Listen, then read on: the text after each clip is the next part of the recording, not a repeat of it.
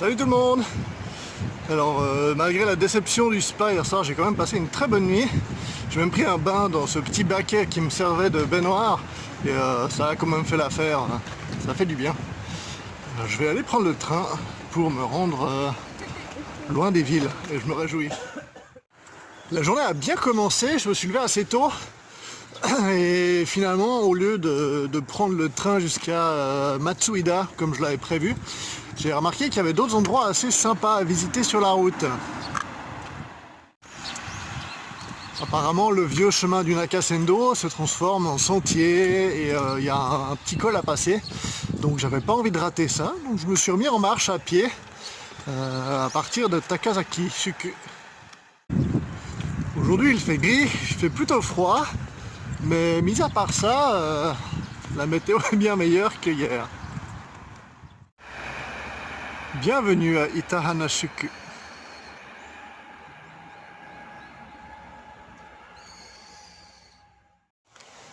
Prochain arrêt, Anakashuku. Et pour l'histoire, c'est les deux shuku qui sont le plus proches du Nakasendo. Donc j'en ai pour pas très long.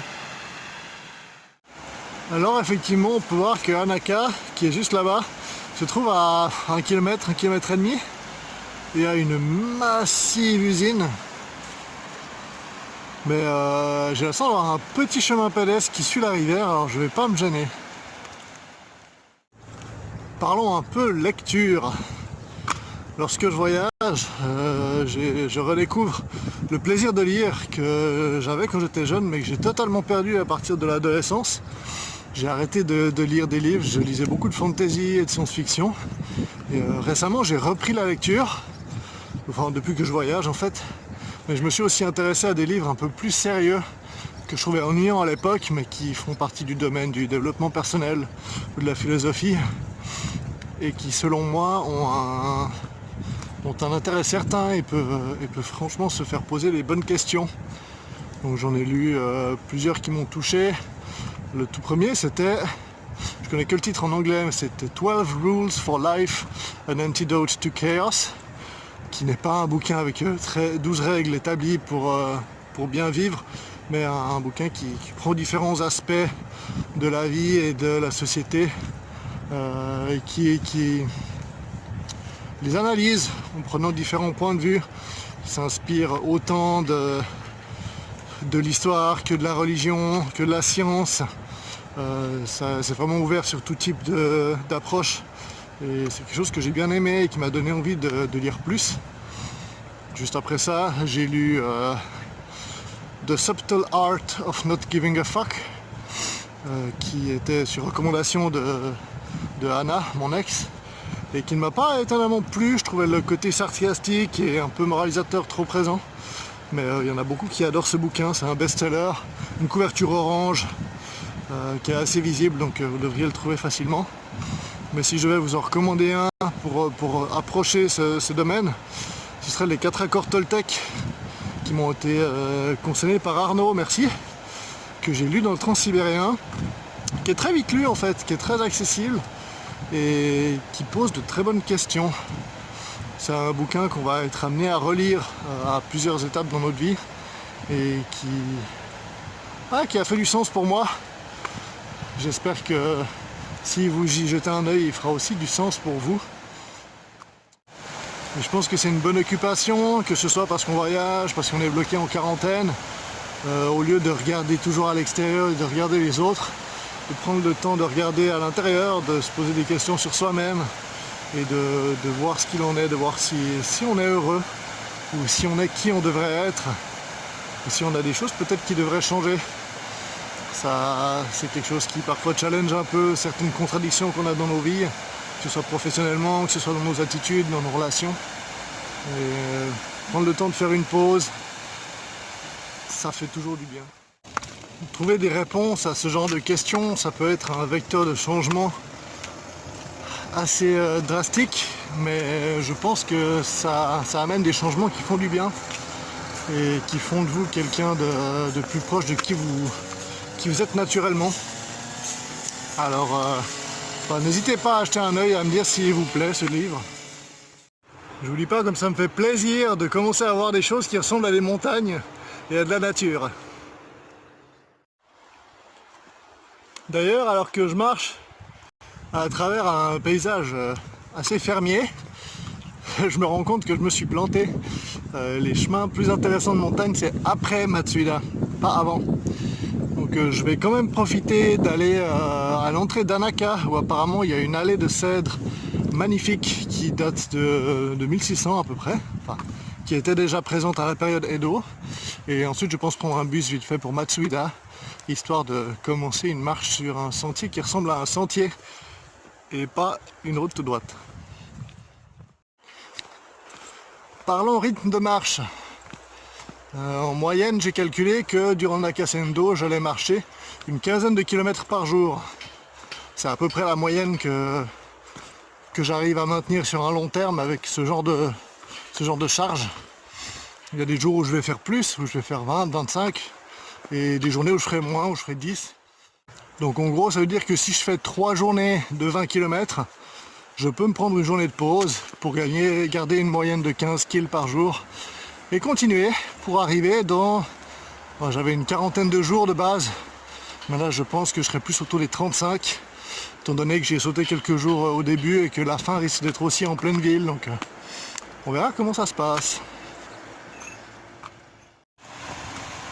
Bon, vous savez bien que je suis pas du genre à changer d'avis tout le temps, hein. Mais je crois que je vais marcher finalement, j'aime bien marcher. On arrive à Matsuieka Shuku et je me suis fait un truc à manger entre deux, mais petite séquence émotion pour moi avant, quand j'ai pour la première fois aperçu ces magnifiques montagnes qui font la renommée du Nakasendo et dans lesquelles je vais aller me balader. Je vous avoue que ça m'en met plein les yeux et que j'ai extrêmement hâte. Alors on se retrouve plus tard.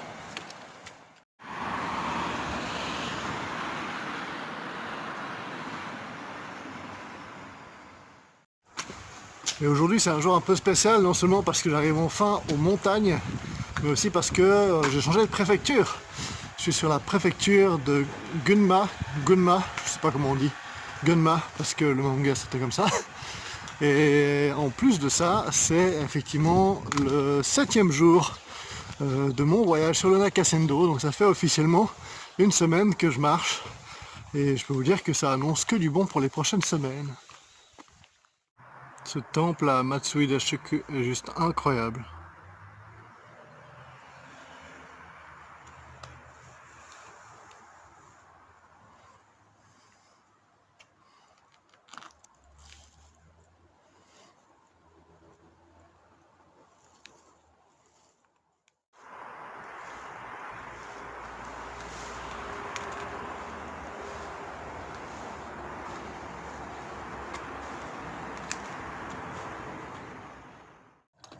Enfin, je vous présente Robert.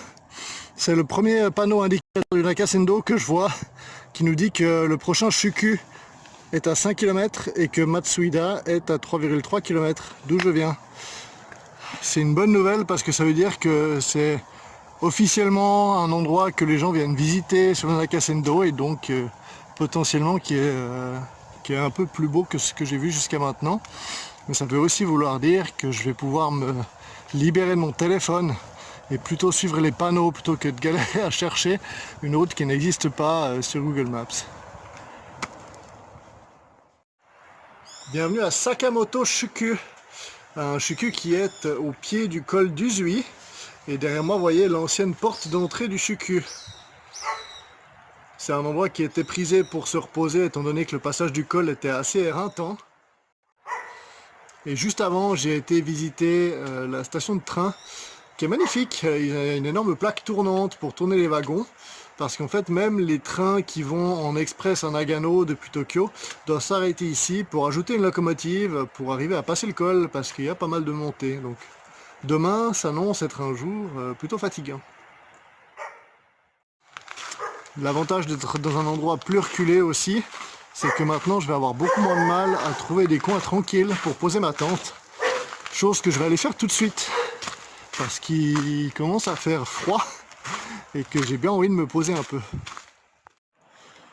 Alors voilà, après avoir mangé une soupe vers les toilettes publiques pour avoir de l'eau aux profusions, Et avoir marché encore pendant un bon moment, je me suis posé en dehors de la ville, dans un petit bout de forêt tout à fait sympathique que vous ne verrez pas. Et je vais donc aller me poser au pieu après une longue journée. Petit conseil bonus pour quand il fait froid et que vous êtes quelqu'un qui a du matériel électronique.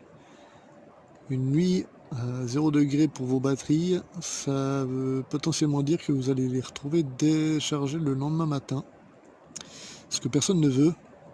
Donc une des meilleures façons de faire, c'est de les prendre avec vous dans votre sac de couchage pour les tenir au chaud, quelque chose que j'apprécie pas spécialement. Donc moi ce que je fais, c'est que je les mets dans un sac pour pas qu'ils s'éparpillent et je le glisse sous mes genoux, entre moi et le matelas, étant donné que mon matelas a un bon indice de réfraction. Ça reste assez chaud et du coup je ne perds pas toutes mes batteries. Il est temps pour moi de vous dire bonne nuit. Après une journée plutôt fatigante, j'ai marché 33 km aujourd'hui. Et du coup demain je vais peut-être me calmer un peu. Allez, bonne nuit.